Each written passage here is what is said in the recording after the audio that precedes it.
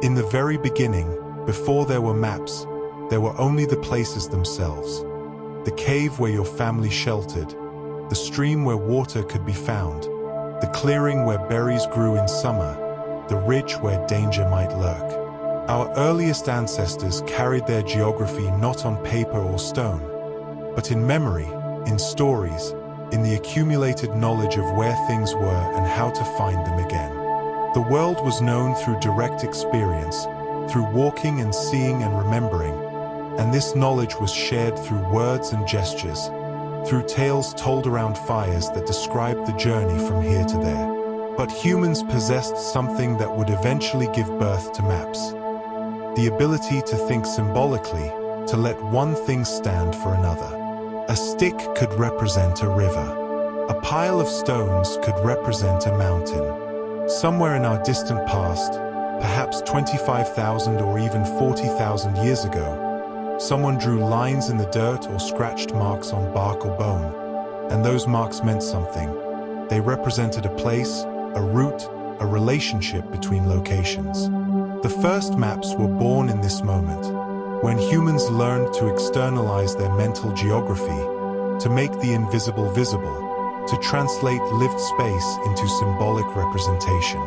The oldest known map that survives to this day was discovered in the Pavlov Hills of the Czech Republic, carved into a mammoth tusk approximately 25,000 years ago. This ancient artifact shows a landscape, a river meandering between mountains, with what appear to be dwellings marked along its course.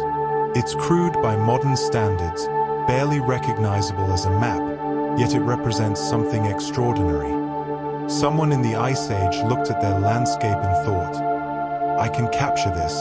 I can make a representation that will outlast memory, that will preserve this knowledge even after I'm gone. This impulse to map, to represent space symbolically, seems to be as fundamentally human as language itself. Other ancient maps emerged independently across the world, each culture developing its own cartographic traditions. In Babylon, around 2,500 years ago, clay tablets were inscribed with what is known as the Babylonian map of the world, a circular diagram showing Babylon at the center, surrounded by a circular ocean, with distant lands marked beyond. This wasn't meant to be a practical navigation tool, but rather a cosmological representation, a way of understanding Babylon's place in the universe. The map wasn't just showing where things were. It was making a statement about importance, about centrality, about how the mapmakers saw themselves in relation to the rest of existence. Maps, from their earliest days, have never been purely objective. They always reflect the worldview, the priorities, and the limitations of their creators. The ancient Greeks transformed map-making into something more mathematical and systematic. Around 500 BCE, Greek philosophers began to theorize that the Earth was spherical rather than flat, a revolutionary idea based on observations like the circular shadow Earth cast on the Moon during lunar eclipses, and the way ships disappeared over the horizon hull first as if sinking below a curved surface. This spherical understanding required new approaches to mapping. You couldn't simply draw the round Earth on a flat surface without distortion. The challenge of map projection, how to represent a three-dimensional sphere on a two-dimensional surface, had begun, a mathematical puzzle that would occupy cartographers for the next 2,500 years.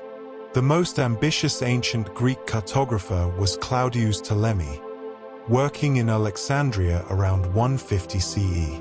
Ptolemy compiled everything known about world geography into a massive work called the Geographia, which included coordinates for approximately 8,000 locations and instructions for creating maps using different projection methods. Ptolemy understood that to make maps, you needed a systematic way of locating places. You needed coordinates. He used a grid system of latitude and longitude, dividing the Earth into degrees, creating a mathematical framework for representing space. His maps showed the Mediterranean world in remarkable detail, extending east to India and China, south into Africa, and north to Scandinavia. Much of his information was inaccurate. He drastically underestimated Earth's size and showed the Indian Ocean as an enclosed sea, but the methodology was sound. Ptolemy had created a system for map-making that could, in principle, map the entire world. Yet after the fall of the Roman Empire, Ptolemy's work was largely lost to Europe for nearly 1,000 years. During the medieval period, European map-making regressed in some ways, becoming less mathematical and more symbolic. Medieval world maps, called Mappe Mundi, often placed Jerusalem at the center of the world and arranged continents according to religious symbolism rather than geographic accuracy. The largest and most famous of these, the Hereford Mappa Mundi from around 1300, is filled with drawings of biblical events, mythical creatures, and fantastic lands. It wasn't meant to help anyone navigate from one place to another, but rather to illustrate humanity's spiritual journey, to show Earth as a temporary dwelling place in the grand cosmic drama of salvation.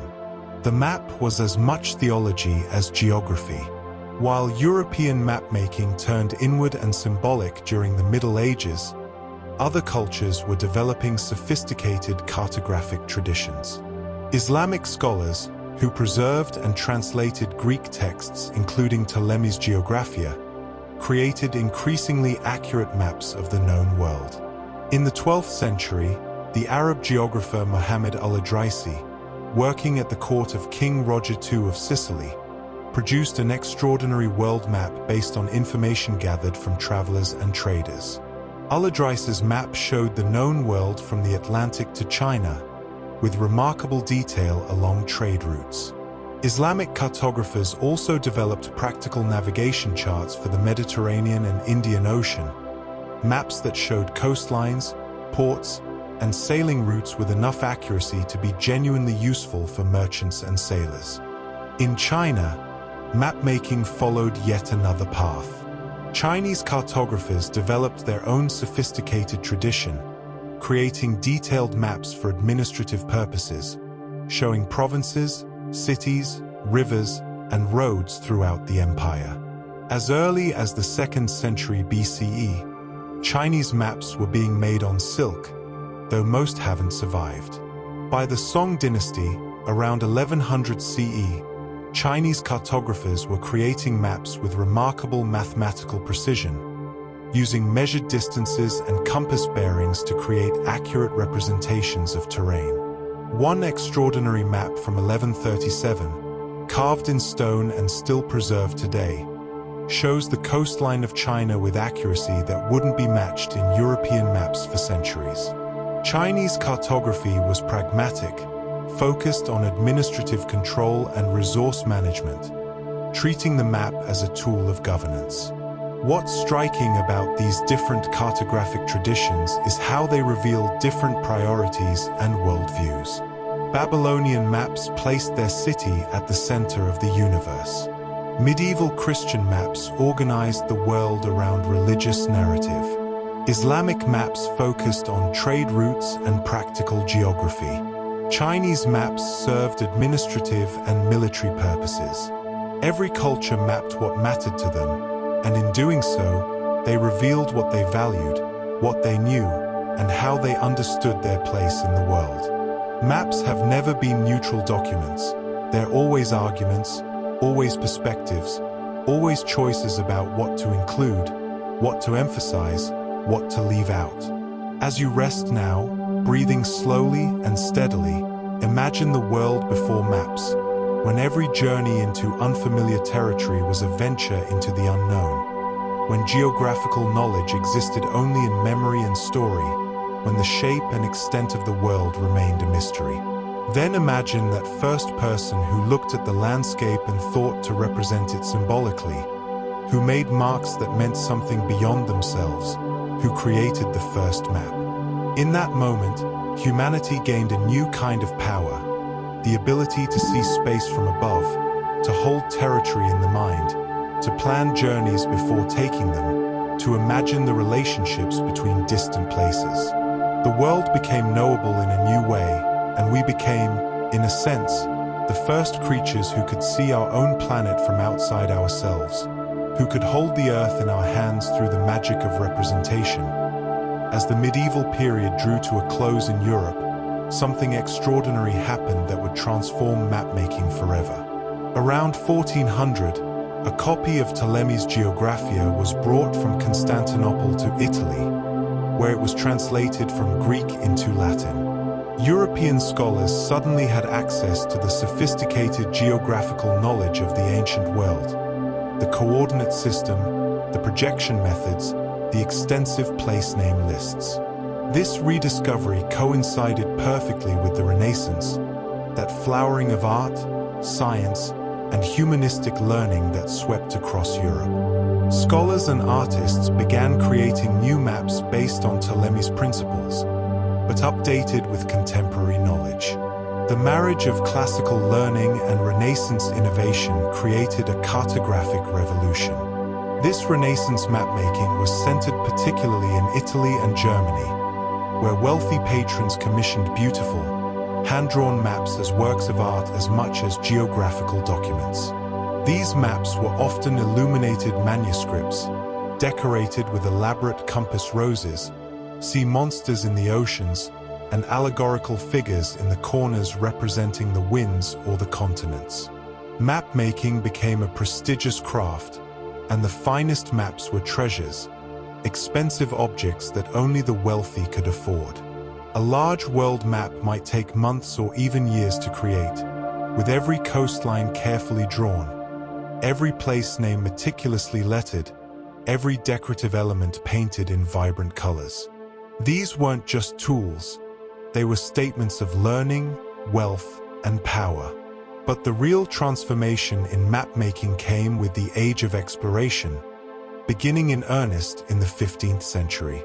Portuguese sailors, venturing down the coast of Africa under the patronage of Prince Henry the Navigator, were systematically charting previously unknown waters.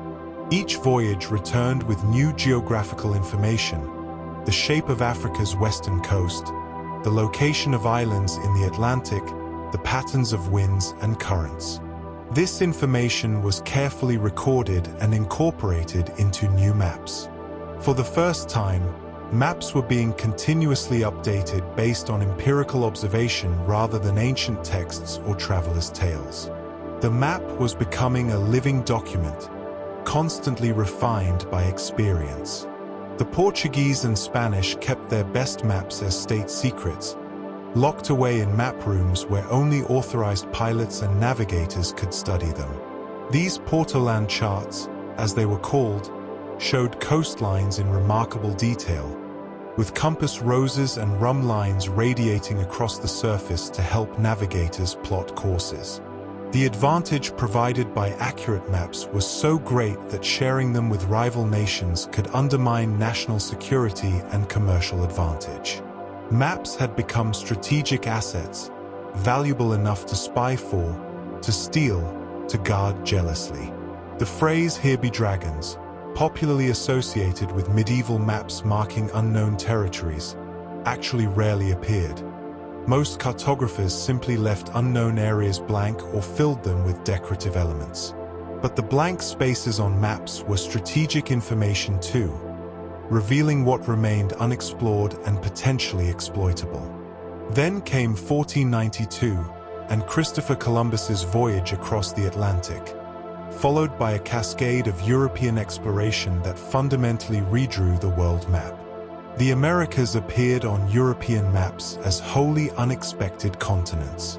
The Pacific Ocean was discovered to be far larger than anyone had imagined. The true size of Earth became apparent, much larger than Ptolemy had calculated.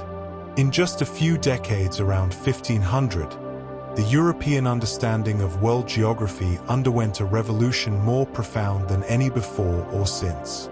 Mapmakers struggled to keep pace with the flood of new information.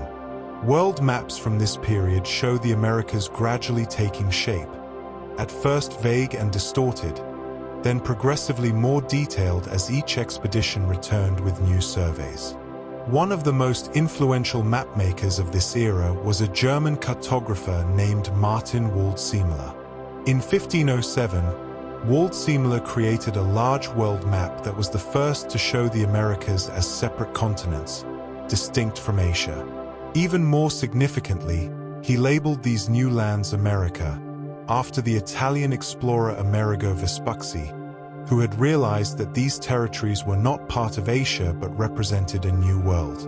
Waldseemüller's map was printed, not hand-drawn but reproduced using the recently invented printing press, and about 1,000 copies were distributed across Europe.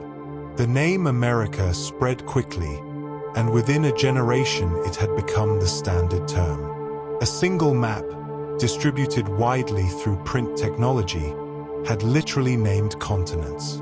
The combination of exploration and printing press had given maps unprecedented power to shape how people understood the world. The printing press, invented by Johannes Gutenberg around 1440, was as revolutionary for mapmaking as it was for books. Before printing, each map was unique, hand-drawn by skilled craftsmen. After printing, maps could be reproduced in multiple identical copies, making geographical knowledge accessible to far more people. The first printed maps appeared in the late 15th century, often as illustrations in books. But by the 16th century, collections of maps, called atlases, though that term came later, were being published. These map books allowed scholars, merchants, and educated people across Europe to study world geography from their own homes. Knowledge that had once been restricted to royal map rooms and the memories of experienced sailors became increasingly public and democratic. The golden age of atlas publishing occurred in the Netherlands during the late 16th and early 17th centuries. Dutch cartographers, particularly the Ortelius and Mercator families, produced elaborate atlases that were marvels of craftsmanship and geographical knowledge. Abraham Ortelius published what is often considered the first modern atlas in 1570, the Theatrum Orbis Terrarum, or Theatre of the World. It contained 53 maps showing different regions of the world, all uniform in size and style, bound together in a single volume. This wasn't just a collection of whatever maps happened to be available. It was a systematic, comprehensive attempt to map the entire known world in a single, coordinated work. The atlas represented a new way of thinking about geographical knowledge as something complete, systematic, and organized. Even more influential was Gerardus Mercator, whose name has become synonymous with a particular type of map projection. In 1569, Mercator published a large world map designed specifically for navigation. The Mercator projection had a special mathematical property.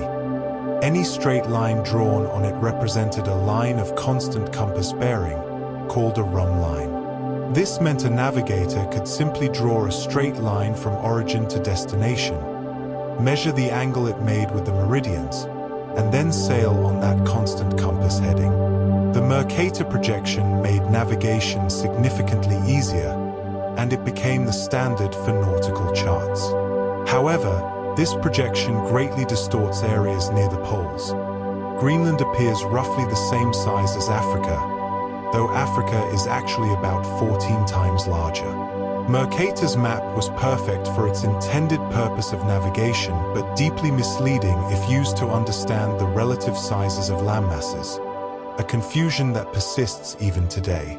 What's remarkable about this period is how rapidly European geographical knowledge expanded and how quickly that knowledge was compiled, printed, and distributed through maps and atlases. In 1400, educated Europeans knew roughly what the Romans had known: the Mediterranean, parts of Europe, the Middle East, and vague notions of Asia and Africa. By 1600, they had reasonably accurate maps of the Americas, Africa's coastlines, much of Asia, and the rough outlines of most of the world's major landmasses. Only Antarctica, Australia's interior, and the polar regions remained largely unmapped. This explosion of geographical knowledge, captured in maps, fundamentally changed how Europeans understood their place in the world. They went from being inhabitants of a small known world surrounded by mystery to being one civilization among many on a large, finite planet. Maps during this era also began to reflect political power and territorial claims. When European nations divided the non-European world among themselves, they did so through maps. The Treaty of Tordesillas in 1494 divided the world between Spain and Portugal along a north-south line on the map. Everything to the west for Spain, everything to the east for Portugal. This extraordinary act of cartographic imperialism assigned territories that the signatories had never seen to empires that had no presence there, treating the map as if it were the territory itself, as if drawing lines on paper conferred actual ownership. Maps became tools of colonization, marking territories as claimed, as civilized, as known and therefore controllable. Indigenous peoples who had lived in these territories for millennia found themselves and their lands represented on European maps as if these places had just come into existence when Europeans arrived. Let your breathing slow now, deep and regular as the tides that carried those early explorers across unknown seas. The world they mapped was immense and full of mystery, each voyage revealing new coasts, new peoples, new understandings. Close your eyes and imagine that sense of discovery, of seeing your understanding of the world expand and transform, of mystery giving way to knowledge. The mapmakers worked by candlelight, drawing coastlines and lettering place names, trying to capture on parchment and paper a world so much larger than themselves. Their maps were always incomplete, always provisional, always awaiting the next voyage's corrections.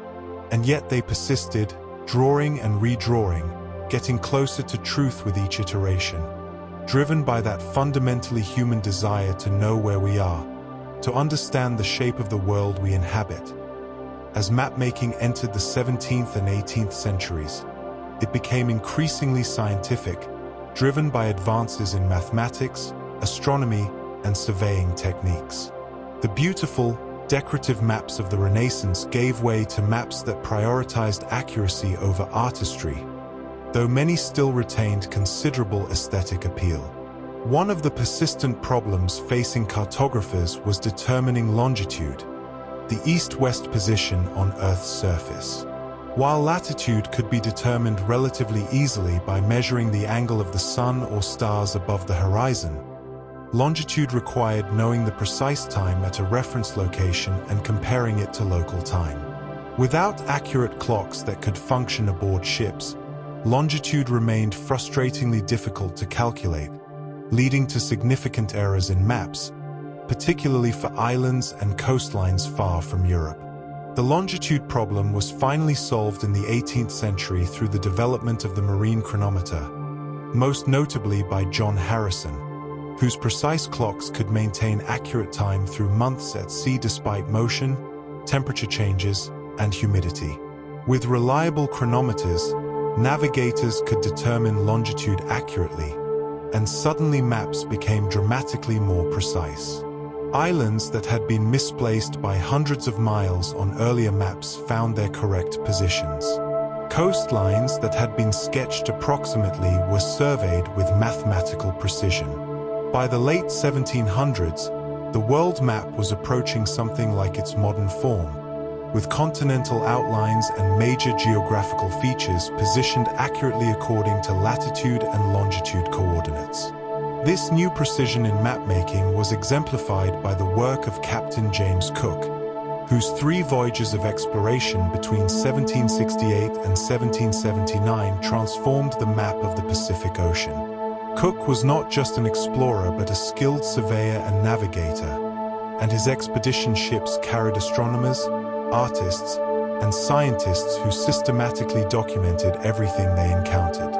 Cook's maps of New Zealand, the east coast of Australia, and numerous Pacific islands were so accurate that they remained in use for generations.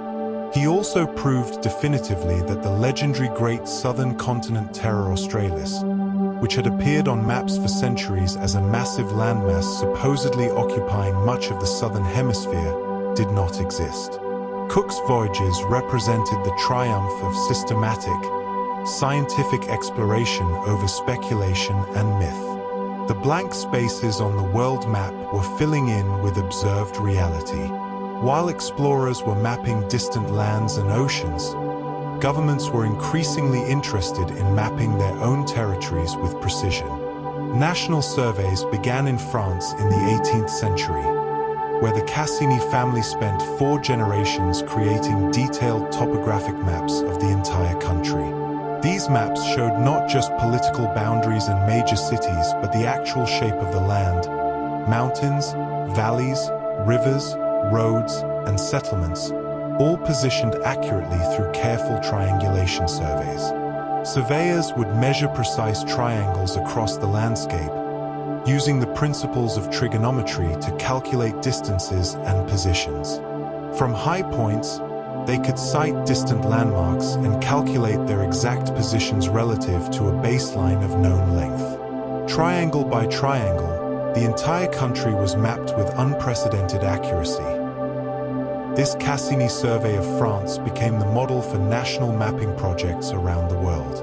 Britain established the Ordnance Survey in 1791, originally to map the south coast of England for defense purposes, but eventually expanding to map the entire nation. The United States Coast Survey, founded in 1807, began the systematic mapping of American coastlines and eventually the interior territories. Other nations followed suit, recognizing that accurate maps were essential for military planning, resource management, infrastructure development, and governance.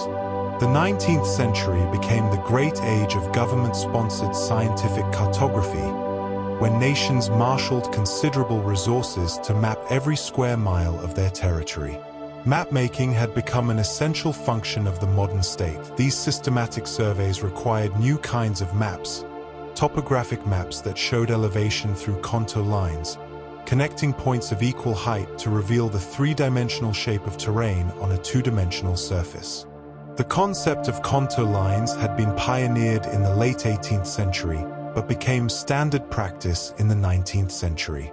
A person reading a topographic map could understand the landscape's shape, where the steep slopes were, where valleys ran, where ridges rose.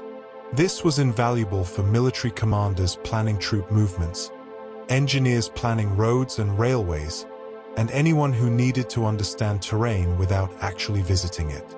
The topographic map represented a profound achievement, a standardized, scientific way of representing the Earth's surface that could be read by anyone trained in the conventions, regardless of language or culture. The 19th century also saw the development of thematic maps, maps designed to show not just where things were but the distribution of particular phenomena across space. In 1854, during a cholera outbreak in London, physician John Snow created a map showing the locations of cholera cases, with each death marked on a street map. By mapping the disease, Snow was able to identify that cases clustered around a particular water pump on Broad Street. His map provided crucial evidence that cholera was spread through contaminated water rather than through bad air as was commonly believed. This was one of the first examples of epidemiological mapping, using cartography as an analytical tool to understand patterns and relationships in data. Snow's map didn't just show where something was, it revealed why, pointing to the source of the outbreak. Thematic mapping expanded rapidly throughout the 19th century. Cartographers created maps showing population density, agricultural production, rainfall patterns, geological formations, disease prevalence, literacy rates, political voting patterns, and countless other phenomena. These maps transformed how people understood social and natural patterns. You could see at a glance which regions were most densely populated, where certain crops grew best, how diseases spread, which political parties dominated different areas. The map became not just a tool for navigation, but a tool for analysis, for understanding complex patterns that weren't obvious from statistics alone. The visual nature of maps made patterns comprehensible in ways that tables of numbers could not match. One of the most influential thematic maps of the 19th century was created by Charles Joseph Menard in 1869, showing Napoleon's disastrous invasion of Russia in 1812.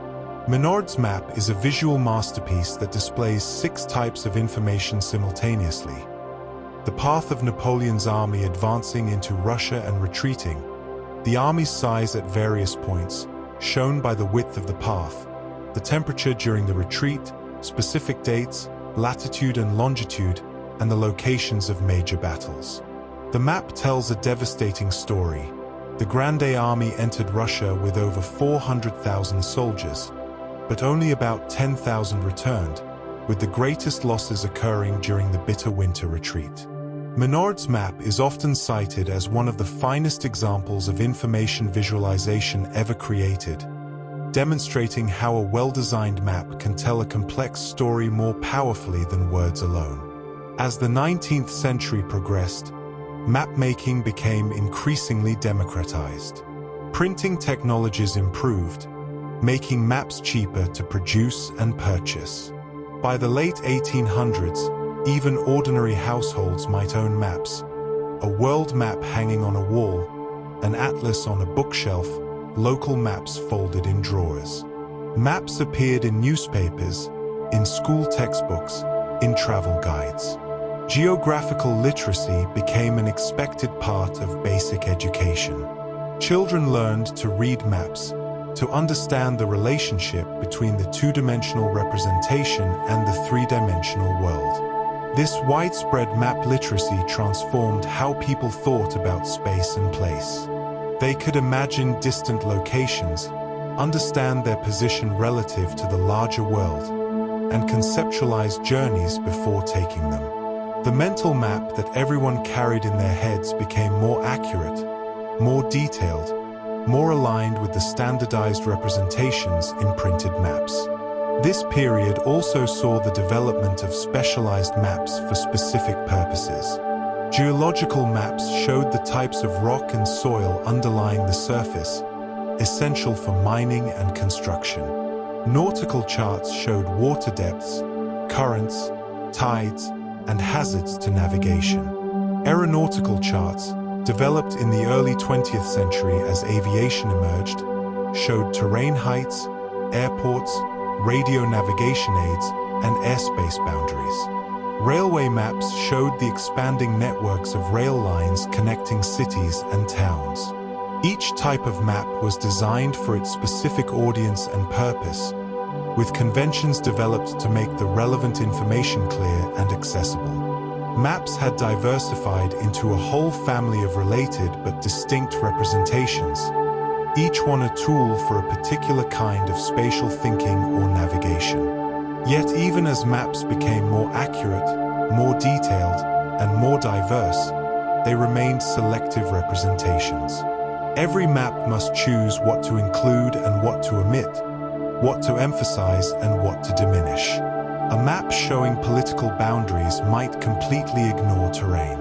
A topographic map might show every hill and valley but mark cities as simple dots without distinguishing size or importance. This necessary selectivity means that maps always embody choices, priorities, and perspectives. There is no single true map of any place, only different maps serving different purposes, each one a particular way of seeing and representing spatial reality. Breathe deeply now and feel yourself settling, like a map being carefully folded, like contour lines following the gentle curves of hills, like the slow, patient work of surveyors measuring triangle after triangle across a landscape. The world became known through this accumulated labor, this careful observation and recording.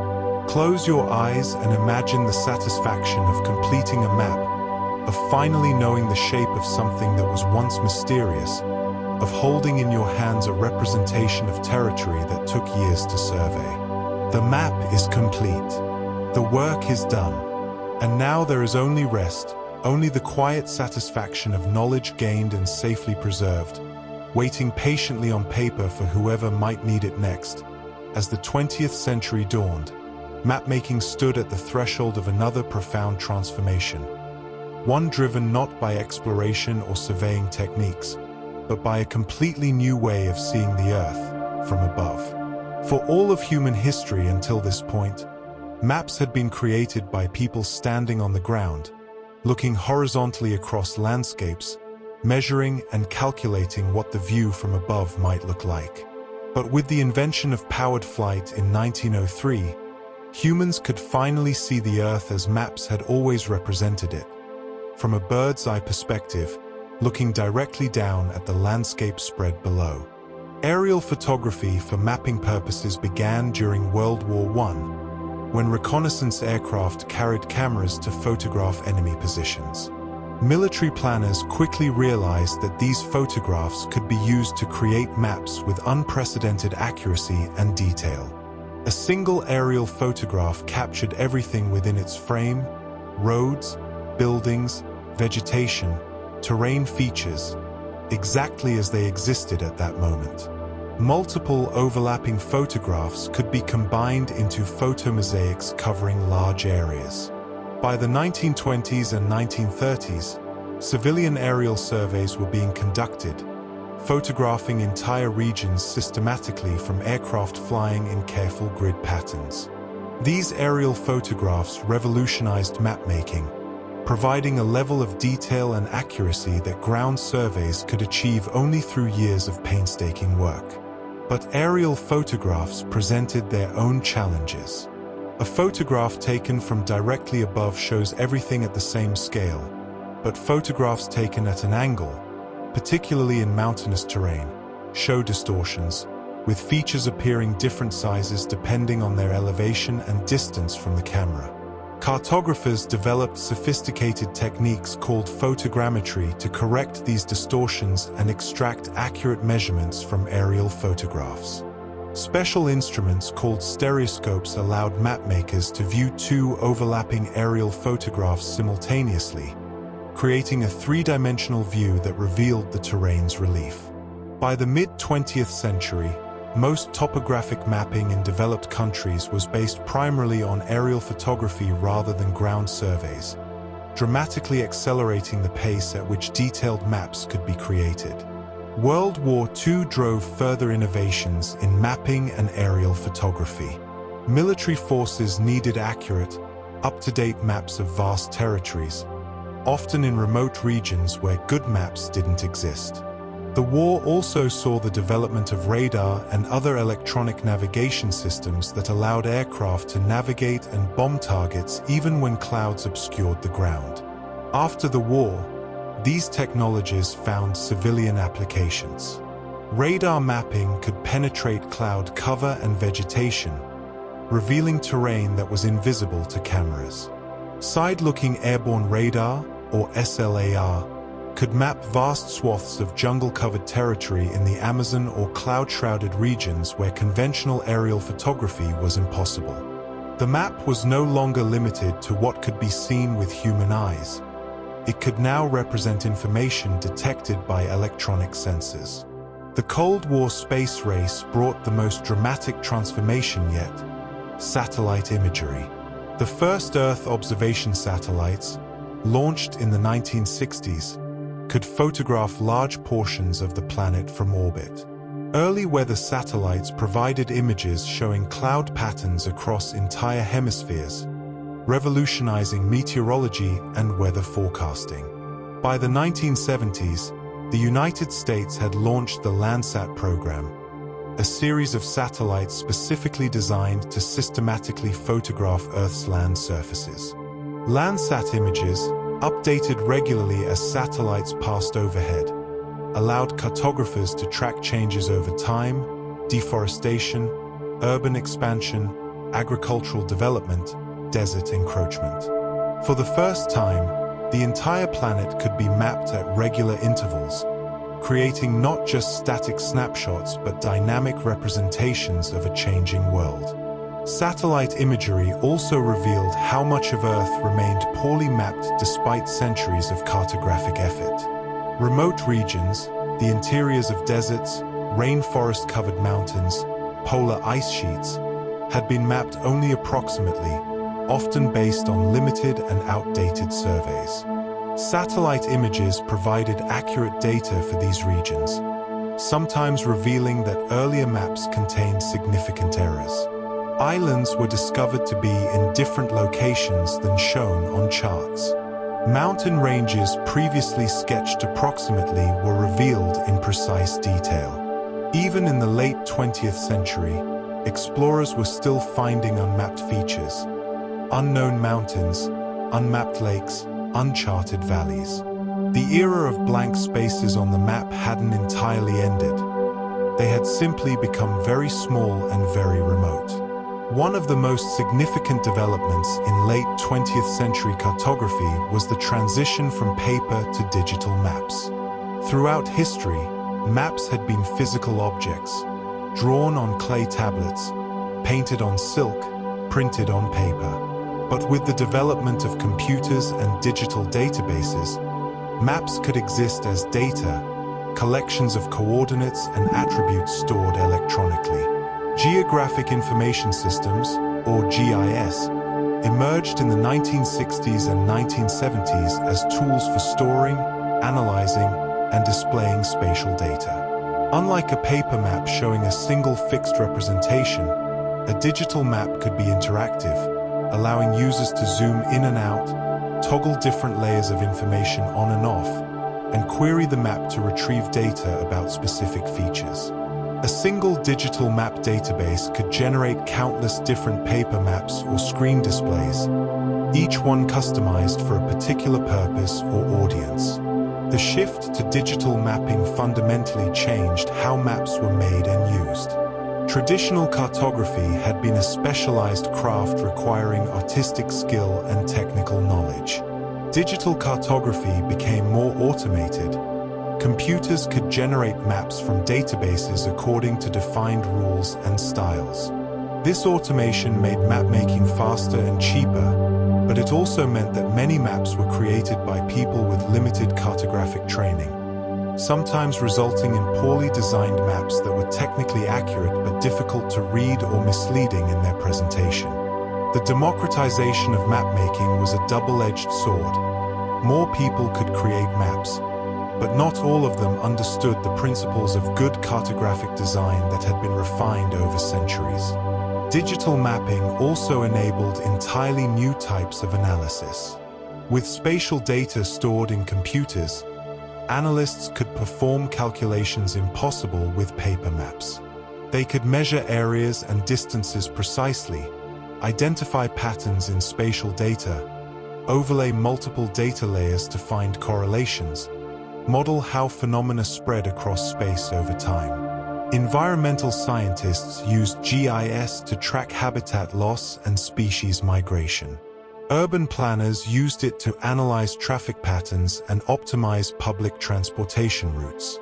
Epidemiologists used it to track disease outbreaks, continuing the tradition begun by John Snow's cholera map but with vastly more sophisticated tools. Businesses used it to analyze market demographics and choose optimal locations for stores.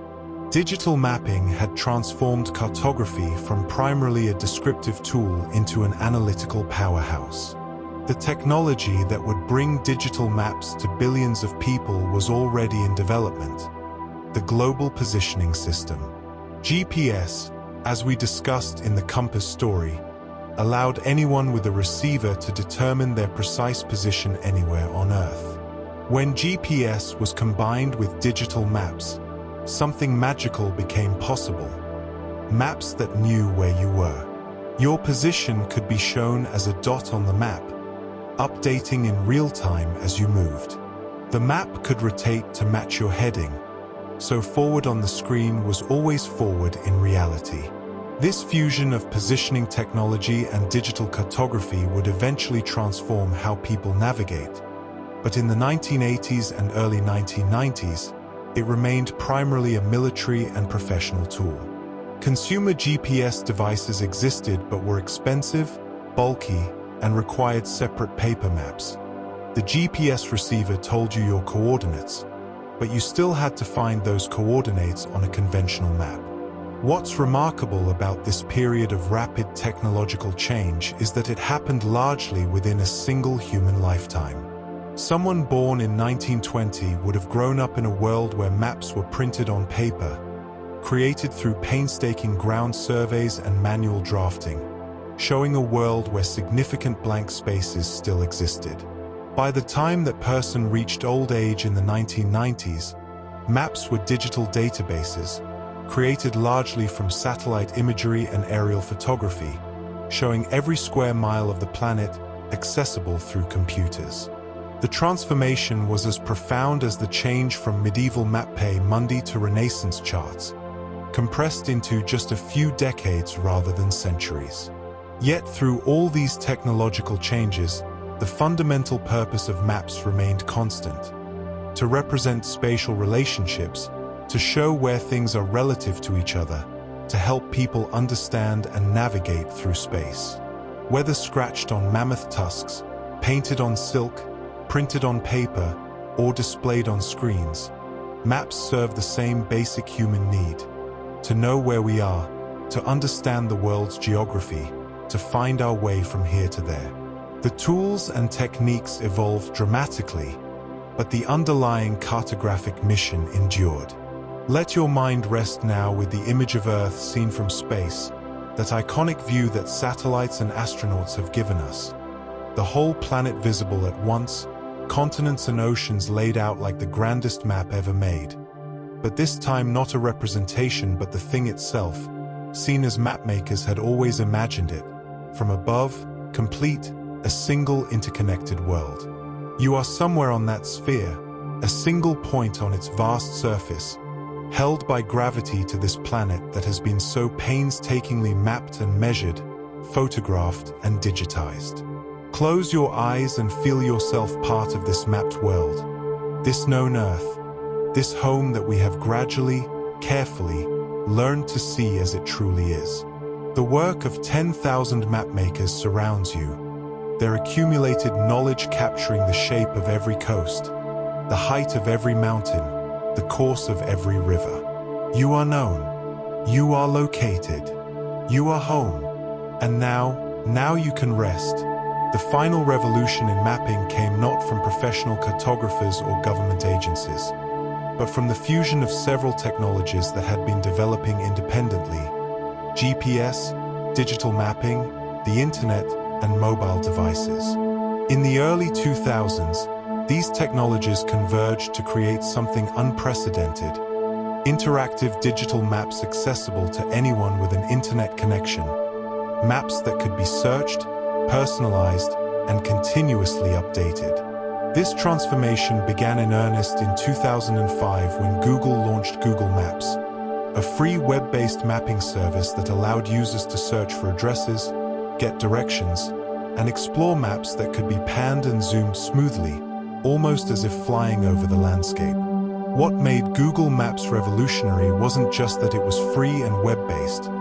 Other online maps existed, but rather its smooth, intuitive interface and the introduction of satellite imagery integrated with street maps. Users could switch between a traditional map view and satellite imagery, seeing the actual appearance of terrain and cities from above. Even more groundbreaking was the introduction of Street View in 2007, which used photographs taken from vehicles driving along streets to create an immersive, ground-level view. Suddenly, you could virtually stand on almost any street in major cities, looking around as if you were physically present. The line between map and reality became increasingly blurred. You weren't just looking at a symbolic representation, but at actual photographs of places, indexed and made navigable through mapping interfaces. The smartphone, particularly after Apple's iPhone launched in 2007, brought these powerful mapping capabilities into people's pockets. A smartphone combined GPS positioning, internet connectivity, a high-resolution screen, and sufficient computing power to run sophisticated mapping applications. For the first time, you could carry detailed, continuously updated maps of the entire world, know your precise position at all times, and get step-by-step navigation directions anywhere. The impact on navigation was profound. The skill of map reading, which humans had been developing for thousands of years, suddenly became optional. You didn't need to understand map symbols, measure distances, or orient the map to your surroundings. The phone did all of that for you, telling you turn by turn where to go, showing your moving position on the map, even speaking directions aloud so you didn't need to look at the screen. This convenience came with consequences. Studies began to show that people who relied exclusively on GPS navigation developed poorer spatial memory and navigational abilities compared to those who used traditional maps or navigated by landmarks. The cognitive engagement required to read a map, figure out your route, and monitor your progress as you traveled actually strengthened spatial reasoning and memory. GPS navigation, by eliminating this cognitive work, prevented the development of these skills. People could travel repeatedly between the same locations without ever forming a mental map of the route or understanding the spatial relationship between places. They knew how to get there when following GPS directions but would be lost without them. Yet smartphone mapping enabled capabilities impossible with paper maps. Real-time traffic data, crowdsourced from millions of phones, allowed maps to route you around congestion. Public transportation information showed when buses and trains were arriving. User reviews and photographs helped you evaluate destinations before visiting. The map became not just a representation of physical space, but a layer of information and services overlaid on that space. You could see not just where restaurants were, but their ratings, menus, and hours. Not just where buildings stood, but what businesses occupied them and whether they were currently open. The map had become an interface to the entire commercial and social infrastructure of physical space. Another profound development was the rise of crowdsourced mapping, exemplified by OpenStreetMap, launched in 2004. OpenStreetMap is built by volunteers around the world who contribute local knowledge, trace features from satellite imagery, and conduct ground surveys with GPS devices. Unlike commercial maps created by companies with large budgets and professional cartographers, OpenStreetMap is a collaborative commons, a map of the world created by the people who inhabit it. In some regions, particularly in developing countries where commercial mapping is limited, OpenStreetMap provides the most detailed and current maps available. This democratization of mapmaking represents a return, in some ways, to pre-modern mapping where local knowledge and community participation was central, but now enabled by digital technology and global collaboration. The humanitarian applications of crowdsourced mapping have been particularly powerful. When disasters strike, earthquakes, hurricanes, floods, volunteers around the world mobilize to rapidly map affected areas using satellite imagery, creating detailed maps that aid organizations can use to coordinate relief efforts. After the 2010 earthquake in Haiti, volunteers created detailed maps of Port-au-Prince within days, mapping roads, buildings, and refugee camps to help direct aid where it was most needed. This humanitarian mapping has saved lives, proving that maps are not just tools for navigation or commerce, but essential infrastructure for emergency response and disaster relief. The ancient function of maps, to help people find their way, had evolved into helping people find those who needed help. Indoor mapping emerged as another frontier in the 2010s. GPS doesn't work inside buildings, but smartphones could use Wi-Fi signals and other technologies to determine position indoors. Maps of shopping malls, airports, museums, and other large buildings began appearing, allowing people to navigate complex interior spaces just as they would navigate city streets. You could find specific stores in a massive shopping complex, locate your gate in an unfamiliar airport, or navigate museum galleries to find particular exhibits. Even the interiors of buildings were being mapped, bringing the cartographic impulse to increasingly small and detailed scales. The medieval mapmaker who drew the entire known world on a single sheet would be astounded to see maps of individual buildings with room-by-room detail. Three-dimensional mapping represented yet another evolution. While traditional maps were two-dimensional representations, modern digital mapping could incorporate height information, creating 3D models of terrain and cities.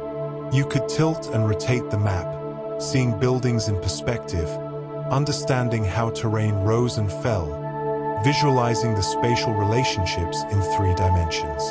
Some mapping applications created photorealistic 3D models of entire cities, reconstructed from aerial photographs and laser scanning data.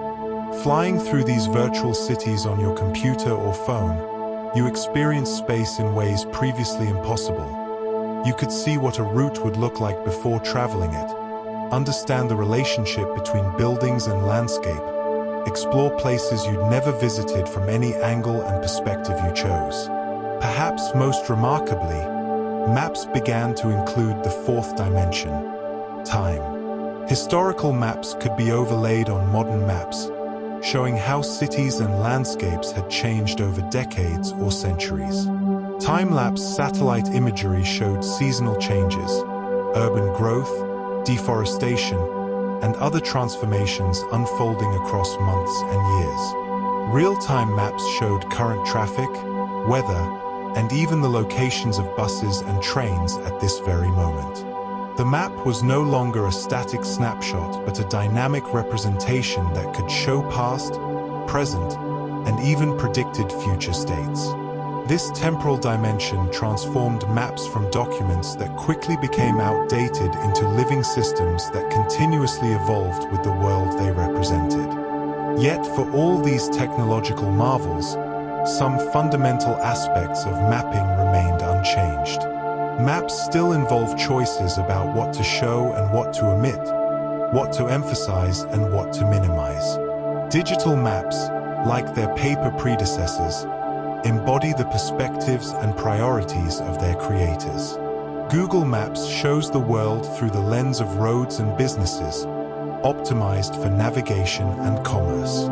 Topographic maps emphasize terrain and elevation. Political maps highlight boundaries and jurisdictions. Every map is still a particular way of seeing, a selective representation that serves specific purposes and reflects particular values. The question, what makes a good map, remains as relevant in the digital age as it was in the age of hand-drawn charts. The ubiquity of digital mapping has also raised new concerns about privacy and surveillance. When your phone knows your location continuously and transmits that data to mapping services, you leave a detailed trail of your movements. Mapping companies know where you go, when you go there, how long you stay, and what routes you travel. This data, aggregated across millions of users, reveals patterns of human behavior at scales never before possible, showing how people move through cities, which businesses they visit, where crowds gather, how neighborhoods change throughout the day. This information is valuable for planning and research, but it also represents a level of surveillance that would have seemed dystopian to earlier generations. The map that shows you where you are also shows others where you are, a trade-off between utility and privacy that remains unresolved. As you rest now, consider how far we've come from those first scratches on mammoth tusks, those first attempts to represent space symbolically. We've progressed from crude sketches of local valleys to comprehensive digital models of the entire planet, updated continuously, accessible instantly, showing not just where things are but when they're open, how to reach them, what they look like, what others think of them. We've mapped the world so thoroughly that it can sometimes seem there's nothing left to discover, no blank spaces remaining on the map. And yet the world itself, the actual territory that maps represent, remains as vast, as complex, and as full of wonder as ever. The map is not the territory. The representation is not the reality. Beyond every map, no matter how detailed, lies the actual world in all its infinite detail, waiting to be experienced directly rather than mediated through symbols and screens. Let your breathing deepen now, slow and steady like the patient work of mapmakers across millennia, each one adding their contribution to humanity's collective understanding of terrestrial space. The maps are complete enough. The world is known well enough. And you need go nowhere, seek nothing, find nothing. You are here, now, at this precise point on the planet's surface, and that is exactly where you should be. Close your eyes and feel the earth beneath you, that sphere that has been so carefully measured and mapped, that home we all share, holding you gently as you drift towards sleep. As we near the completion of our journey through the history of maps, it's worth exploring some of the more specialized and unusual maps that reveal how broadly the concept of mapping extends beyond simple geographic representation. Mental maps, for instance, have become a subject of intense study by psychologists and neuroscientists. These are the internal cognitive maps that exist in our minds, our personal, subjective representations of space based on experience, memory, and perception. When you think about your route from home to work, or visualize the layout of your neighborhood, you're consulting your mental map. Research has shown that these mental maps are often distorted in fascinating ways. Distances we travel frequently seem shorter than they actually are, while unfamiliar routes seem longer. Landmarks loom larger in our mental maps than their physical size would warrant, and the spaces between memorable places sometimes compress or expand in our minds. In the 1960s, urban planner Kevin Lynch conducted pioneering research asking residents of various cities to draw maps of their cities from memory. These mental maps revealed consistent patterns in how people organized spatial knowledge. Certain features, what Lynch called paths, edges, districts, nodes, and landmarks, structured people's understanding of urban space. A major street might be drawn quite accurately because people traveled it often, while nearby neighborhoods they rarely visited might be represented vaguely or omitted entirely. Everyone's mental map of the same city was different, reflecting their personal experience and movement patterns. These studies revealed that the subjective, experienced city in people's minds often differed dramatically from the objective geography shown on standard maps. Two people could live in the same city yet have completely different mental maps of it based on where they went and how they moved through space. This insight led to a new kind of cartography focused on representing subjective experience rather than objective geography. Psychogeographic maps, developed by artists and theorists in the mid-20th century, attempted to map emotional and psychological responses to urban environments.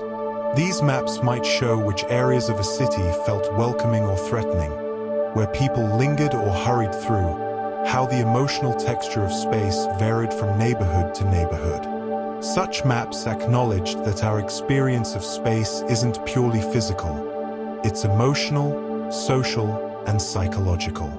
A neighborhood's distance from another might be measured not in miles but in how different it feels, how culturally distinct, how much crossing the boundary changes your experience. These subjective maps challenged the assumption that there was one true way to map any place. Another specialized form of mapping emerged from the field of biology, cognitive maps of brain organization. Neuroscientists discovered that certain regions of the brain are dedicated to processing specific types of information, and they created maps showing which areas controlled language, vision, motor control, and other functions. These brain maps revealed that our minds have their own geography, with distinct regions specialized for different tasks, connected by pathways along which information flows. In a strange recursion, The organ that creates mental maps of external space is itself mappable, has its own spatial organization and structure. Some brain regions are even organized topographically. The visual cortex contains a map-like representation of the visual field, with adjacent areas of the cortex processing information from adjacent areas of what you see. Maps have also been extended to realms far beyond Earth. Astronomical maps, or star charts, have existed since ancient times, but modern astronomy has created maps of extraordinary scope and detail. We have mapped the surface of the Moon so thoroughly that lunar maps rival the detail of Earth maps. Mars has been mapped from orbit and by rovers on the surface, revealing ancient river valleys and lake beds, suggesting water once flowed there. We've mapped the orbits of asteroids, the rings of Saturn, the moons of Jupiter. The Hubble Space Telescope and other instruments have mapped deep space, showing the distribution of galaxies across billions of light years. These cosmic maps reveal the large-scale structure of the universe, vast filaments of galaxies separated by enormous voids, like a cosmic web stretching across all of space. Perhaps the most ambitious mapping project in astronomy is the attempt to map dark matter, the mysterious substance that makes up about 85% of the universe's matter but doesn't emit or absorb light, making it invisible to telescopes. Astronomers map dark matter indirectly by observing how its gravity bends light from distant galaxies, a phenomenon called gravitational lensing. By measuring these distortions across the sky, they can create maps showing where dark matter is concentrated. These maps reveal something we cannot see directly, using ingenious indirect methods to visualize the invisible. It's a remarkable extension of the cartographic impulse. If something exists in space, whether visible or not, we feel compelled to map it. Maps have even been made of things that don't exist in physical space at all. Network maps show relationships and connections. The internet mapped as nodes and links, social networks showing who's connected to whom, organizational charts showing reporting relationships in companies. These maps use spatial metaphors to represent non-spatial relationships. We speak of being close to someone in a social network even though physical distance might be great. We visualize the internet as if it had geography, with some sites near each other in the link structure even though the servers might be continents apart. This metaphorical use of mapping reveals how deeply spatial thinking is embedded in human cognition. We understand relationships more easily when we can visualize them spatially, even when that spatial arrangement is entirely conceptual. The Human Genome Project, completed in 2003, created another kind of map entirely, a map of the human genetic code, showing the sequence of 3 billion chemical base pairs that make up human DNA. Geneticists speak of mapping genes, meaning locating them at specific positions on chromosomes. The genome map is linear rather than two-dimensional, more like a map of a route than a map of a territory, but it serves similar functions, allowing scientists to locate specific genes, understand their relationships to each other, and navigate the complex landscape of heredity. This genetic map has enabled profound advances in medicine and biology, proving that the concept of mapping extends far beyond geography to any complex information space that needs to be organized and navigated. Even the smallest scales have been mapped. Electron microscopes have allowed scientists to map the arrangement of atoms in molecules and materials, creating images that look remarkably like maps despite showing structures billions of times smaller than anything visible to the naked eye. Nanoscale mapping reveals the atomic architecture of materials, showing how atoms bond and arrange themselves in crystals and compounds. At the opposite extreme, cosmologists have created maps of the cosmic microwave background radiation, the faint afterglow of the Big Bang, showing tiny temperature variations across the entire sky. This map reveals the universe as it was just 380,000 years after its beginning, showing the seeds of structure that would eventually grow into galaxies and clusters. From the smallest atoms to the entire observable universe, humans have extended the cartographic project to every scale we can detect. What's striking about all these diverse forms of mapping is that they share common principles and purposes. Whether mapping a continent, a brain, a genome, or the cosmos, cartographers face similar challenges. How to represent complex, multidimensional reality in a form that can be comprehended and used. They must choose what information to include and exclude, what level of detail to show, what symbols and conventions to use. They must balance accuracy against readability, comprehensiveness against clarity. And they create their maps to serve fundamentally similar purposes, to help us understand complex systems, to navigate through information spaces, to see patterns and relationships that aren't obvious from raw data, to orient ourselves within larger wholes. The proliferation of all these different types of maps in the late 20th and early 21st centuries suggests something profound about human nature.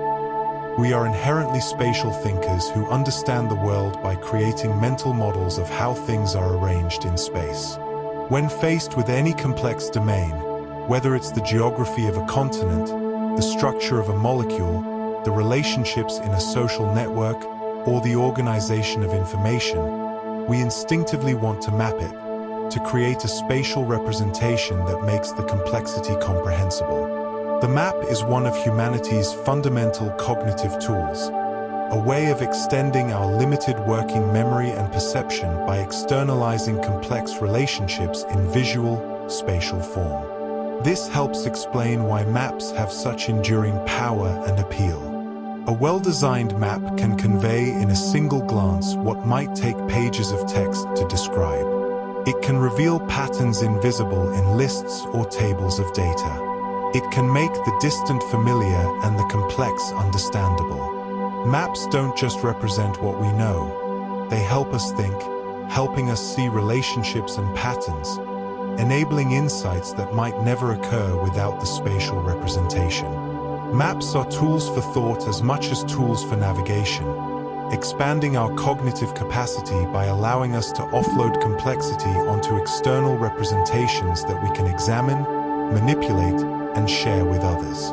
As you rest now, breathing slowly and deeply, consider the many maps that surround you, seen and unseen. The paper maps folded in drawers, relics of pre-GPS navigation. The digital maps in your phone, updated constantly, tracking your position and suggesting routes.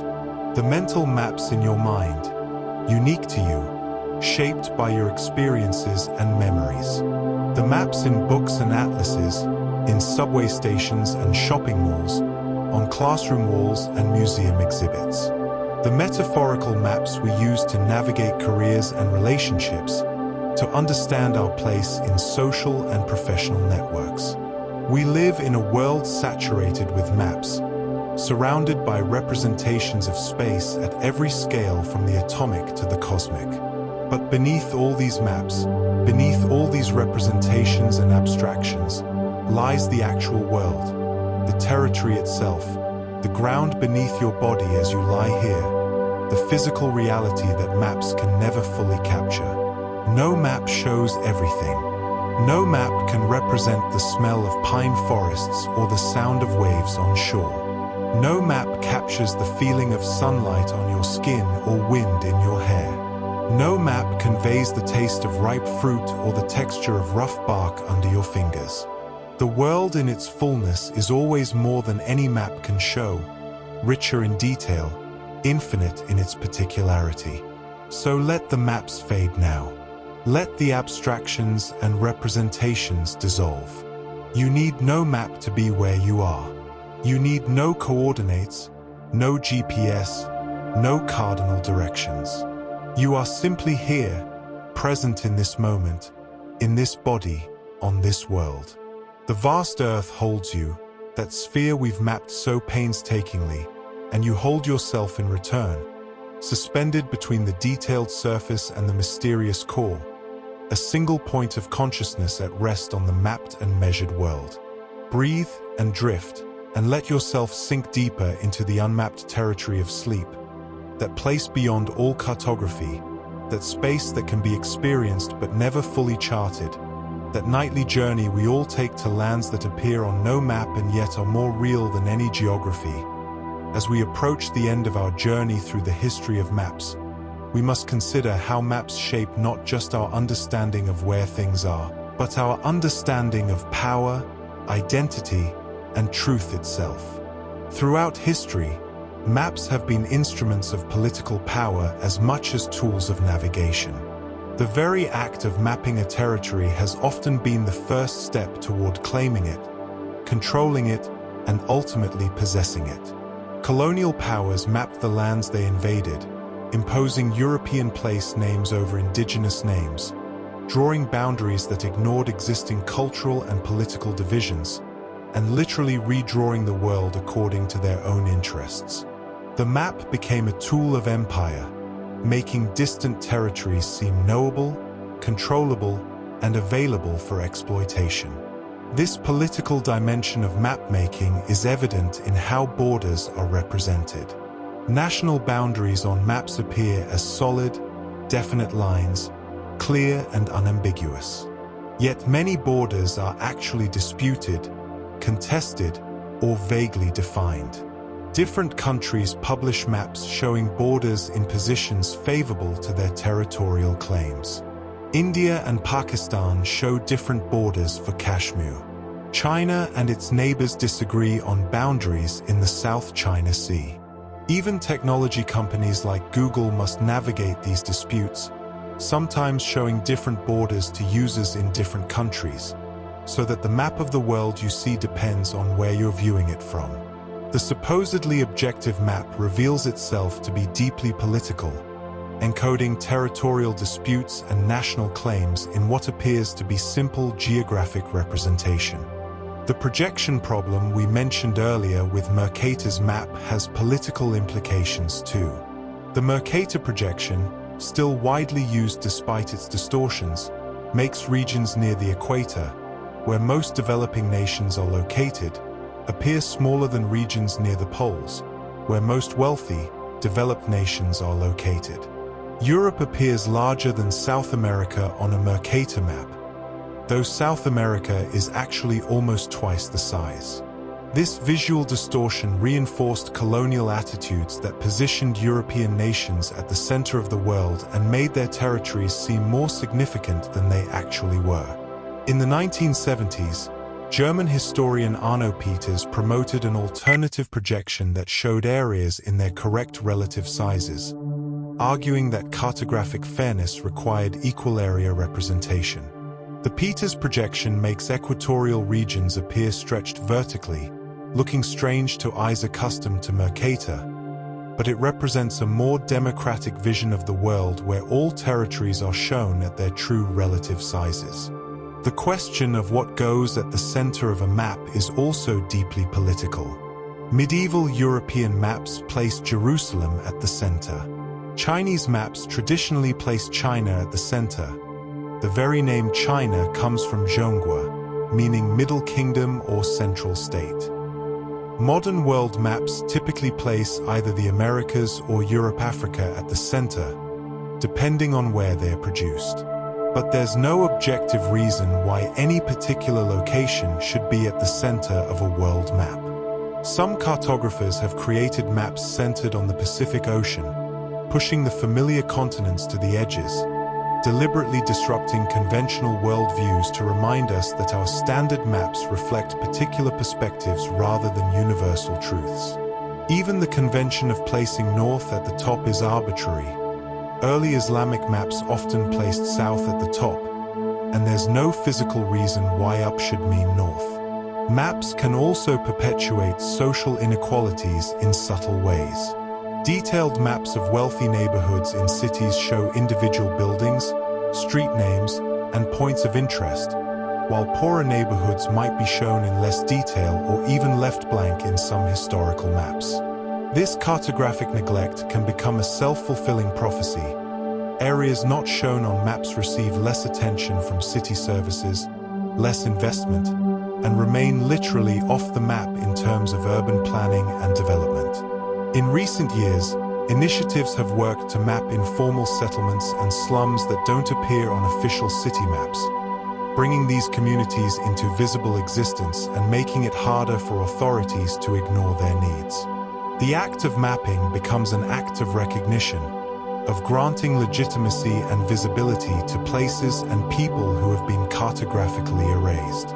Indigenous peoples around the world have begun creating their own maps as acts of cultural preservation and political assertion.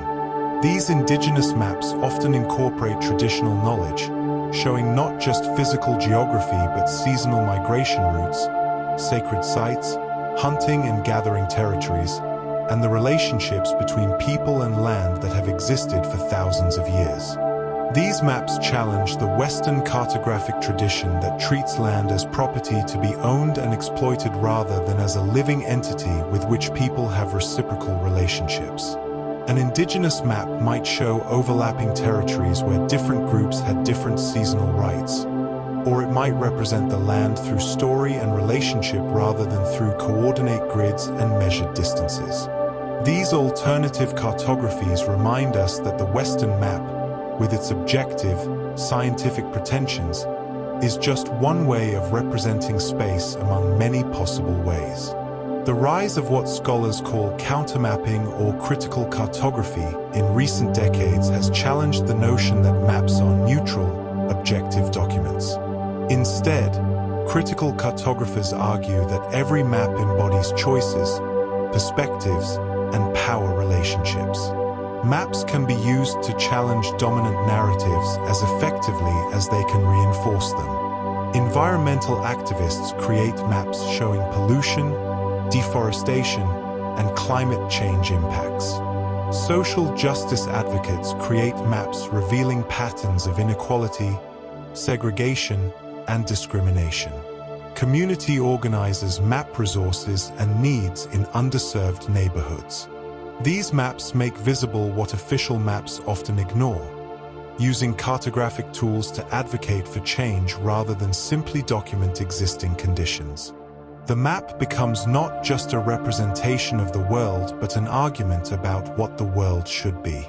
One of the most innovative developments in contemporary cartography is participatory mapping, where communities themselves create maps of their territories and concerns. Using accessible technology like GPS-enabled smartphones and web mapping tools, people without formal cartographic training can document local knowledge, map community resources, and identify problems. After natural disasters, affected communities have participated in rapid mapping efforts, identifying damaged infrastructure and areas needing assistance. Urban residents have created maps showing dangerous intersections, food deserts lacking grocery stores, or green spaces needing protection. This democratization of map-making shifts power from professional cartographers and government agencies to the people who actually inhabit and know places most intimately. The map becomes a tool for community empowerment rather than top-down control. Yet even as mapping has become more democratic and participatory, concerns have emerged about what some call surveillance cartography, the use of mapping and location data for monitoring and control. Traffic cameras, cell phone towers, and countless other sensors constantly track movement and location, creating detailed maps of human behavior and activity. This data can be used for beneficial purposes like traffic management and urban planning, but it can also enable unprecedented surveillance. Authoritarian governments use mapping and tracking technology to monitor dissidents. Companies use location data to target advertising and influence consumer behavior. The same GPS that helps you navigate also creates a detailed record of everywhere you've been. Maps that once simply showed where things were now actively track and record our movements through space, raising profound questions about privacy, freedom, and the relationship between citizens and the systems that map them. The future of mapping seems likely to become even more pervasive and embedded in daily life. Augmented reality systems promise to overlay digital information directly onto our view of the physical world, creating a kind of living map that surrounds us constantly. You might look at a building and instantly see information about its history, current occupants, and available services. You might walk through a forest and see labels identifying every plant species, or through a city and see reviews of every restaurant hovering above their doorways. This vision of augmented space would make the boundary between map and territory almost disappear. The world itself becomes the map, annotated and explained in real time. Whether this represents enhancement or distraction, liberation or dependency, remains hotly debated. Some futurists even envision living maps that go beyond showing current conditions to predicting future states. By analyzing patterns in vast datasets, these predictive maps might show where traffic will be congested an hour from now, where crime is statistically likely to occur, where disease outbreaks might spread. Such predictive mapping raises ethical concerns. If a map shows that crime is likely in a particular neighborhood, does increased police presence there become a self-fulfilling prophecy? If a map predicts where floods will occur, who gets to decide how resources are allocated? Maps have always had power, but maps that claim to show the future have power of a different order, potentially shaping reality rather than merely representing it. What remains constant through all these technological and conceptual evolutions is the fundamentally human impulse to map, to create external representations of spatial relationships, to visualize patterns, to orient ourselves within larger systems. From scratches on bone to satellite imagery, from hand-drawn charts to AI-generated predictions, maps reflect our need to understand where we are, where we're going, and how we relate to the spaces we inhabit. Maps are mirrors that show us not just the world but ourselves, our knowledge, our ignorance, our values, our priorities, our power and powerlessness. And yet the most important territory remains the one that can't be mapped. The interior landscape of consciousness, the subjective experience of being alive in space and time. No map shows what it feels like to stand at the ocean's edge, to climb a mountain, to wander through a familiar neighborhood or an exotic city. No map captures the memories that attach to places, the emotions that spaces evoke, the meanings that locations hold in our personal narratives. The lived experience of place always exceeds any cartographic representation, no matter how detailed or sophisticated. As you rest now, let go of all maps and representations. You need no coordinates, no GPS, no mental model of where you are. You are simply here, in this moment, in this body, on this earth. The planet that we've mapped so thoroughly holds you without needing any map to do so. You are held by gravity, by the bed beneath you, by the atmosphere that surrounds you, by the vast systems, geological, biological, atmospheric, that maintain this habitable world. You are part of the territory itself, not separate from it, not viewing it from above but immersed within it. A living point of awareness suspended in the vast mapped and unmapped world. Breathe deeply and feel yourself sinking deeper into this immediate, unmapped present. No north or south, no coordinates or boundaries, no representations or abstractions. Just the simple fact of being here, now, alive and conscious and settling towards sleep. The maps can wait. The world will still be there tomorrow, still mappable, still knowable. But tonight, this moment, you need only rest, releasing all orientation and direction, drifting into the unmapped country of dreams, where the familiar rules of space dissolve and you wander freely through territories that exist nowhere but in the sleeping mind. As our journey through the history of maps draws toward its close, we turn to some of the most intriguing and specialized maps that reveal just how far the cartographic imagination can extend. Fantasy maps, maps of imaginary worlds, have a long and rich tradition that tells us something profound about the relationship between mapping and storytelling. Perhaps the most famous is J.R.R. Tolkien's map of Middle-earth, which accompanied The Lord of the Rings. Tolkien, who was a scholar of medieval literature, understood that maps lend credibility and depth to fictional worlds. His carefully drawn map, with its mountains and rivers, forests and plains, made Middle-earth feel real, gave it geographic logic and internal consistency. Readers could trace the Fellowship's journey from the Shire to Mordor, understanding the distances traveled and obstacles overcome. Fantasy mapping has become a sophisticated art form, with professional cartographers creating maps for novels, games, and films. These maps must balance aesthetic appeal with narrative function. They need to look beautiful enough to draw readers in, but also clear enough to help readers follow the story's geography. The best fantasy maps suggest history and depth, showing ancient ruins, forgotten roads, and place names that hint at lost civilizations. They create what Tolkien called subcreation, the construction of internally consistent secondary worlds that feel as real as our own. In a strange way, fantasy maps are more honest than many real maps, openly acknowledging that they're representations of imagined spaces, making no claim to objective truth, yet serving many of the same cognitive functions as real maps, helping us navigate, understand spatial relationships, and visualize journeys. Treasure maps represent another special category, embedded deeply in popular culture through pirate stories and adventure tales. The classic image, an old parchment marked with an X to show buried treasure, with cryptic landmarks and deliberate obscurities to prevent others from finding the prize, captures something essential about maps. They're selective representations that can reveal or conceal depending on their creator's intent. Real treasure maps did exist historically, though most were far less romantic than fiction suggests. Pirates and smugglers did sometimes create maps to their hidden caches, though these were usually practical documents rather than elaborate puzzles. The cultural power of the treasure map lies in what it represents.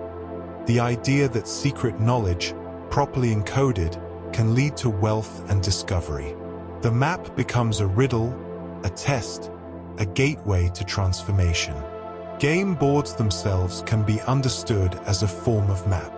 Chess, one of the world's oldest strategy games, is played on a gridded board that represents a battlefield, with pieces moving according to rules that simulate different military units.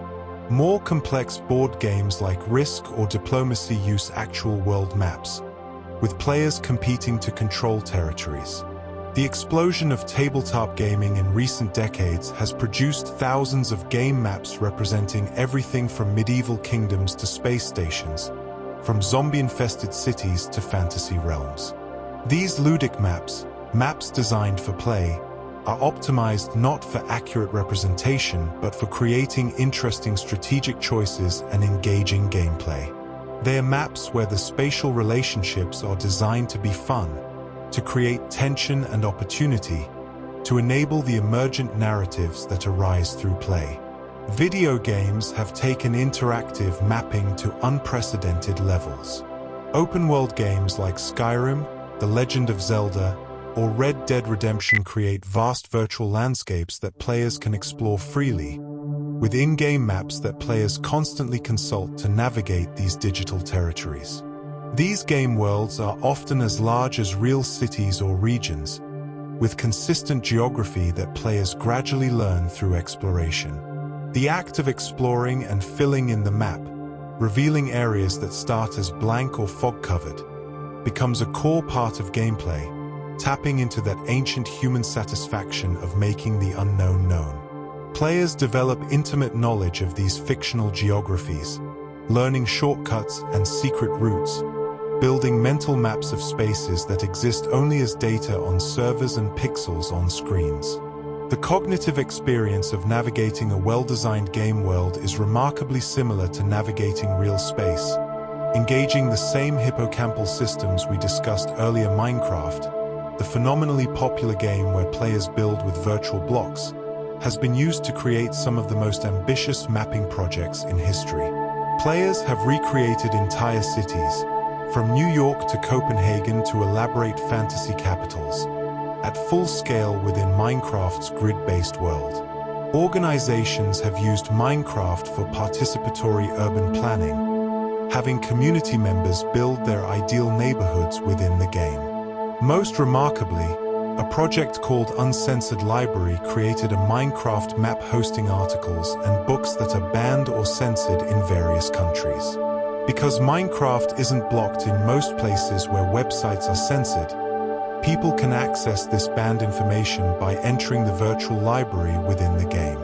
Maps, even virtual maps in video games, become spaces of freedom, preservation, and resistance.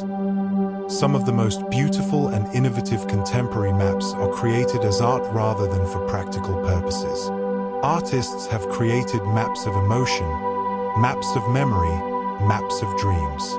Paula Scher creates painted maps that distort geography to emphasize subjective importance. Places that matter more are drawn larger and more detailed, while less significant regions shrink or disappear.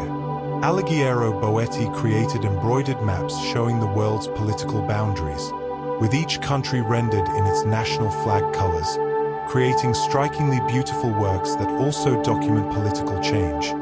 Maps from different years show how borders and flags changed as nations gained independence or fragmented. These artistic maps remind us that cartography can be expressive and subjective, that maps can show emotional truths rather than just physical facts. The concept of cognitive or conceptual maps extends even further. When we speak of having a mental map of a situation, we're often referring not to physical space but to understanding relationships, hierarchies, and systems. Business consultants create organizational maps showing how companies are structured. Educators create concept maps showing how ideas relate to each other. These abstract maps use spatial metaphors to make non-spatial information understandable. We arrange concepts on a page with connecting lines showing relationships, using spatial proximity to suggest conceptual similarity or association. Even a timeline is a kind of map. It spatializes time, arranging events along a line to show their sequence and relationship. Our minds naturally translate abstract information into spatial arrangements because spatial thinking is one of our most powerful cognitive tools. Musical notation is itself a form of mapping. It maps time horizontally across the page and pitch vertically, creating a two-dimensional representation of something that unfolds in time and frequency. A trained musician can look at a musical score and hear the piece in their mind, translating the spatial arrangement of symbols into imagined sound, just as a trained navigator can look at a topographic map and visualize the terrain. Dance notation systems like labanotation map the movements of dancers in space and time. These performance maps capture ephemeral art forms, allowing them to be preserved, analyzed, and recreated. They demonstrate how mapping extends to any domain where spatial or temporal relationships need to be represented, remembered, and communicated. Perhaps the ultimate extension of mapping is the attempt to map consciousness itself. Neuroscientists working on the Human Connectome project are creating detailed maps of the neural connections in the human brain, showing which regions connect to which others and how strongly. This connectome, a complete map of neural connectivity, would be to neuroscience what the genome map was to genetics, a foundational resource enabling countless discoveries. But mapping the brain's connections may be just the beginning. Some researchers speculate about mapping the patterns of activation that correspond to specific thoughts, memories, or experiences. Could we eventually create maps showing the neural patterns of consciousness itself, the precise arrangements of neural activity that give rise to subjective experience. Such maps would represent the ultimate cartographic achievement, not just mapping external space, but mapping the interior landscape of mind, the unmappable made visible. Yet even this most ambitious mapping project must confront fundamental limitations. The philosopher Ludwig Wittgenstein wrote that the limits of my language are the limits of my world. Similarly, the limits of our maps are the limits of our mapped world. We can only map what we can measure, observe, or conceptualize. There may be aspects of reality that resist mapping, phenomena too subtle, too complex, too subjective, or too foreign to our modes of understanding. Consciousness might be inherently unmappable, not because our technology is insufficient, but because the very act of mapping requires an external viewpoint. And consciousness is precisely what cannot be viewed from outside. It is the viewing itself. This returns us to the fundamental paradox of mapping. Maps are both powerful and limited, revealing and concealing, enabling and constraining. A map shows us the world, but also interposes itself between us and direct experience. A map helps us navigate, but can make us dependent, diminishing the navigational skills we might otherwise develop. A map claims objectivity, but always embodies choices, perspectives, and purposes. Maps are among humanity's most useful inventions, yet they can never fully capture the richness, complexity, and lived reality of the territories they represent. The history of mapping is the history of humanity attempting to know the world, to represent it, to control it. From those first scratches on mammoth tusks to satellite imagery and GPS, from hand-drawn charts to AI-generated visualizations, we've been engaged in a millennia-long project of making the world visible, comprehensible, navigable. We've mapped continents and oceans, cells and galaxies, genes and neural networks, seeking always to understand by representing, to know by mapping. Yet the world remains larger than our maps, more complex than our representations, richer in detail than any visualization can capture. As you rest now, breathing slowly and deeply, release your need to map and represent. You need no model of where you are, no representation of your position. You are simply here, in your body, in this moment. The unmapped reality of direct experience surrounds you. The feeling of breath moving in and out, the weight of your body at rest, the darkness behind closed eyelids, the gradual dissolution of waking consciousness as sleep approaches. These experiences need no map, require no representation. They simply are, directly known, immediately felt. Let yourself settle into this unmapped presence. The world's geography will wait. The maps will be there tomorrow, ready to guide you wherever you need to go. But tonight, now, you need go nowhere. You need know nothing beyond this simple fact of being, this immediate reality that exists before and beneath all maps and representations. The territory itself holds you, not the map but the actual ground, not the representation but the reality. Rest here, in this unmapped moment, this place beyond all cartography, this space where you are held not by coordinates and grids but by the simple fact of existence itself. Breathe and sink deeper into the unmappable country of sleep, where no charts can follow and no compass points, where you wander freely through landscapes that exist only in dreams, unmapped and unmappable, uniquely yours. The map is complete, because you are here. Every path has led you to this peaceful, blank space. Sleep now, and may your dreams be without borders.